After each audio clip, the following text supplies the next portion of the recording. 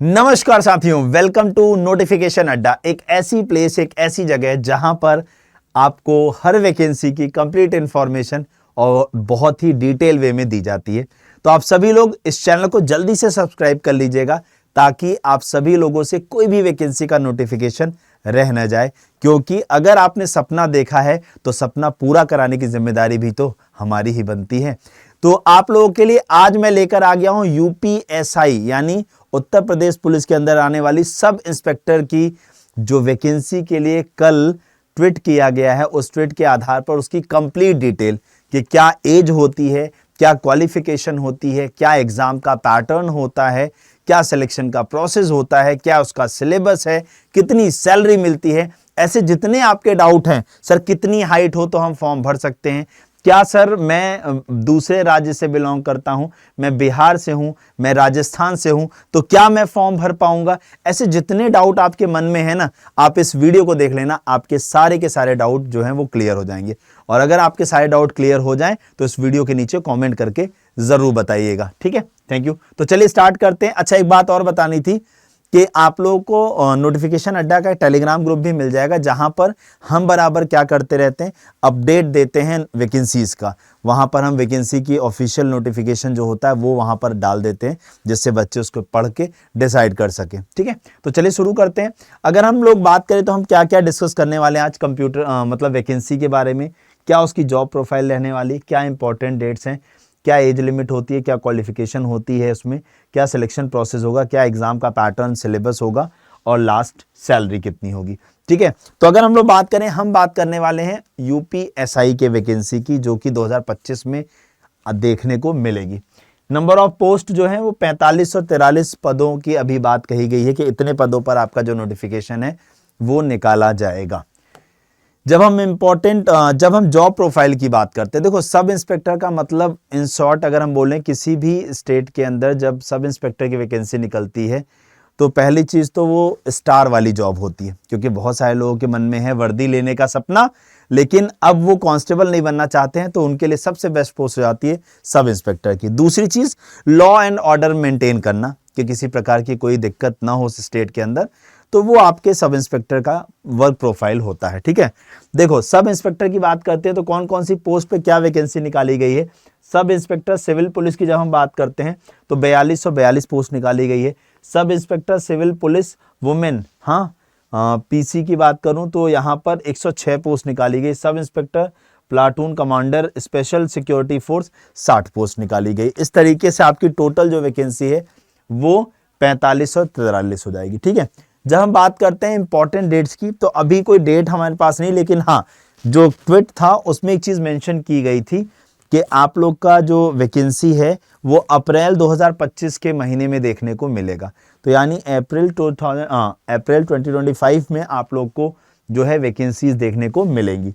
जब हम बात करते हैं एज लिमिट की, तो क्या एज हो सर हमारी कि हम फॉर्म भर पाएंगे, तो अगर हम बात करें आपकी मिनिमम एज 21 साल और मैक्सिमम एज अगर 28 साल है, मिनिमम एज 21 साल और मैक्सिमम एज 28 साल है, तो आप इस फॉर्म को भर सकते हैं। इसके अलावा जितने भी लोग यूपी के रेजिडेंट हैं, मतलब जिनके पास यूपी का डोमिसाइल सर्टिफिकेट होगा, उन सभी लोगों को एज रिलैक्सेशन दिया जाएगा, जो यूपी गवर्नमेंट की तरफ से सभी को दिया जाता है एज इट इज, वैसे ही आपको एज रिलैक्सेशन यहां पर देखने को मिलने वाला है। लेकिन जो अदर स्टेट के बच्चे फॉर्म भरेंगे, चाहे वो बिहार से हों, चाहे वो राजस्थान से हों, चाहे वो कहीं और से, अदर स्टेट के जितने भी बच्चे हैं उनको इसी एज ग्रुप में रखा जाएगा, क्योंकि ये 21 से 28 साल जो एज ग्रुप होते हैं ये होता है जनरल कैटेगरी के लिए, अनरिजर्व के लिए, हाँ, उसके बाद ईडब्ल्यूएस के लिए, तो उन सभी लोगों को इसी कैटेगरी में रखा जाता है, अदर स्टेट वालों को, ठीक है। ये बात अपने माइंड में क्लियर रखिएगा, क्योंकि आपका ये सबसे बड़ा क्वेरी होता है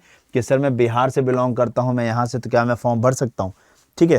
क्वालिफिकेशन, अगर आपने ग्रेजुएशन की डिग्री है आपके पास, यानी आपने चाहे बीए किया हो, चाहे बीएससी किया हो, चाहे बीकॉम किया हो, कुछ भी आपने बीए बीएससी बीकॉम कुछ भी कर रखा हो, आप सभी लोग इस फॉर्म को भरने के लिए क्या है बेटा, एलिजिबल हैं, आप सारे के सारे लोग, ठीक है। देन उसके बाद अगर मैं बात करता हूं सिलेक्शन का प्रोसेस क्या रहने वाला है, तो सिलेक्शन प्रोसेस में सबसे पहले आपका एक ऑनलाइन एग्जाम कंडक्ट होगा। देखो बेटा, ये ऑनलाइन एग्जाम भी हो सकता है, ये OMR बेस्ड भी हो सकता है, ऑप्शनल है अभी, ठीक है। जब तक ऑफिशियल नोटिफिकेशन नहीं आएगा तब तक क्लियर कर पाना थोड़ा मुश्किल है। उसके बाद आपका फिजिकल होगा। फिजिकल में PET होता है, फिजिकल एफिशिएंसी टेस्ट, और PST होता है फिजिकल स्टैंडर्ड टेस्ट, मतलब आपकी हाइट वगैरह मेजर की जाएगी। अगर आप हाइट में कम हुए तो आप बाहर, ठीक है। फिर रनिंग कराई जाएगी, अगर आप उसमें भी नहीं कर पाए तो बाहर, सीधे यहाँ से बाहर का रास्ता मिलता है, आपका पेपर कितना भी अच्छा क्यों ना हुआ। देन उसके बाद आपका डॉक्यूमेंटेशन, आपने फॉर्म भरते वक्त जो भी डिटेल दी है उसको क्रॉस चेक किया जाता है, अगर कोई डॉक्यूमेंट गलत पा जाएगा तो सीधे बाहर, और फिर उसके बाद एक मेडिकल कराया जाता है, कहीं आपको कोई प्रॉब्लम तो नहीं है। देन उसके बाद जब हम रिटन एग्जाम की बात करते हैं बेटा, तो रिटन एग्जाम के अंदर बेटा 160 क्वेश्चन आते हैं जो कि 400 नंबर के होने वाले हैं, और आपका जो एग्जाम है वो 2 घंटे के ड्यूरेशन का कंडक्ट होता है। अगर मैं यहाँ पर नंबर ऑफ क्वेश्चंस की बात करता हूँ तो हिंदी में 40 क्वेश्चन 100 नंबर, GS में आपके 40 क्वेश्चन 100 नंबर, न्यूमेरिकलिटी यानी मैथ्स में 40 क्वेश्चन 100 नंबर, और रीजनिंग में 40 क्वेश्चन 100 नंबर। ये आप लोग का फिक्स है, किसके लिए? UPSI का एग्जाम पैटर्न, ठीक है। जब आप इसको पास कर लेते हैं फिर आप लोग की हाइट मेजर की जाती है। तो जितने हमारे जनरल OBC और SC कैटेगरी के या EWS कैटेगरी के बच्चे हैं, हाँ EWSBC के अंदर आ जाएगा, EWSBC के अंदर आ जाएगा, उनकी मिनिमम हाइट 168 सेंटीमीटर होनी चाहिए, मेल कैंडिडेट, ठीक है ना। उसके बाद चेस्ट का भी मेजरमेंट होता है खाली मेल कैंडिडेट के लिए, तो 79 सेंटीमीटर नॉर्मल मांगी जाती है, और 5 सेंटीमीटर का एक्सपेंशन, जिसे हम लोग फुलाव बोलते हैं। जैसे नॉर्मल अगर ऐसे में खड़ा हूं मेजर किया जाएगा 79 आए, और फिर ऐसे फुला के हवा भर के जब हम लोग करते हैं ना, तो वो 84 सेंटीमीटर या उससे ज़्यादा होना चाहिए, ठीक है। बाकी जो हमारे ST कैटेगरी के बच्चे हैं उनको छूट मिलेगी, तो उनकी इतने 160 सेंटीमीटर मांगी जाएगी हाइट, और चेस्ट आपका यहाँ पर है। फिर जब हम फीमेल की बात करते हैं बेटा, तो उनकी हाइट 152 सेंटीमीटर मांगी जाती है, 152 सेंटीमीटर। उनके में चेस्ट का कोई क्राइटेरिया नहीं होता है, लेकिन हाँ उनको उनकी हाइट के अकॉर्डिंग जो है वो वेट गेन करना होता है। तो मिनिमम आई थिंक 40 kg का एक वेट होता है जो इनका होना चाहिए, मतलब मिनिमम इतना वेट होना कंपलसरी है, इससे कम हुआ तो भी दिक्कत है, वो बोलेंगे जाओ वेट गेन करके आओ, तब बात होगी आगे, ठीक है। तो इसलिए आप मिनिमम 40 किलो की होना चाहिए बेटा, 152 सेंटीमीटर की हाइट के, या इन शॉर्ट ऐसे बोलूं तो जो हाइट के अकॉर्डिंग वेट होता है ना, उसको देख लेना, गूगल पे चार्ट वगैरह मिल जाएगा, और उसके अकॉर्डिंग अपना वेट मेंटेन रखना।